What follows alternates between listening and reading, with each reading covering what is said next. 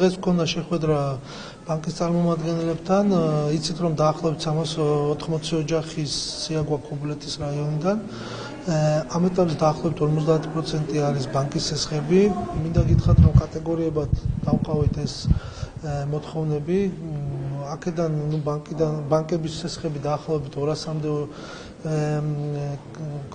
ოჯახს ჰქონდა კომს.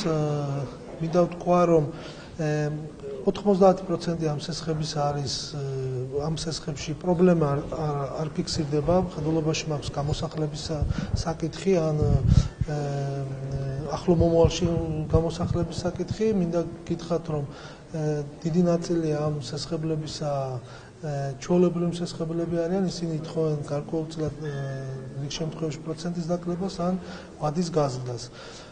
მინდა გითხრათ რომ ბანკებისგან დღეს წამოვიდა ასეთი შეკითხვები, იყო მათი პოლიტიკის პარგლებში დიდი ნაწილი ამ სესხებლებისა ჰქონდათ ესე სტანდარტული სესხები არის მაქსიმალურად გაწელილი ვადებში 10 წლიანი სესხებია, პროცენტებიც მაგალითად TBC-ის შემთხვევაში 13-12% იყო, მაგრამ მოსახლეობა ითხოვს კიდევ პროცენტის დაკლებას. მე მინდა დავაფიქსირო რომ ამ ნაწილში იმ კატეგორიის კლიენტებს, ვისაც ბანკებში აქვს სესხები, ჩვენი სახელმწიფოს და მთავრობის დახმარება ან გვერდში დგომა იქნება იმ შემთხვევაში, ვისაც აქვს გამოსახლების პრობლემა ან აღმასრულებელთან ურთიერთობა. დანარჩენებს, ვისაც სტანდარტული სესხი აქვს, იმათთან დაკავშირებით ბანკები თავისით დაარეგულირებენ და მინდა მეტიც გითხრათ, უკვე დარეგულირებულიც აქვს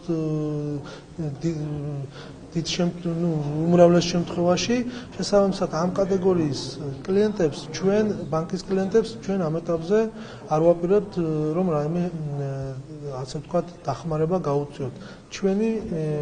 ჩვენი პოზიცია არის მთავრობის ამ შემთხვევაში იმ კატეგორიის კლიენტებზე დახმარება, ვინც გამოსახლების საფრთხის ქვეშ დგას. ჩვენ ხვალიდან გვექნება სრული სია, ხვალზე მაქსიმუმ გვექნება სრული სია გაცხრილური, გაფილტრული პრობლემების მიხედვით, თუ ვინ ითხოვს პროცენტის დაკლებას, თუ ვინ ითხოვს ვადის გაზრდას.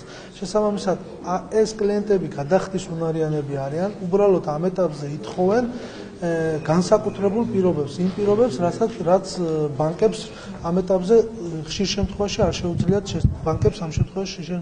შეუძლიათ შესთავაზონ. შესაბამისად, არის კატეგორია კლიენტებისა, რომელსაც 2008-ის შემდეგ აქვს სესხი აღებული, იხდის ნორმალურად ბანკებში დაფარა მიმდინარე ვალდებულებები სეზონის 2012 წლის საზაფხულო სეზონის შემდეგ. ამიტომ ამ კლიენტებთან, ამ კატეგორიის მოსახლეობასთან ჩვენ არ გვექნება კონტაქტი.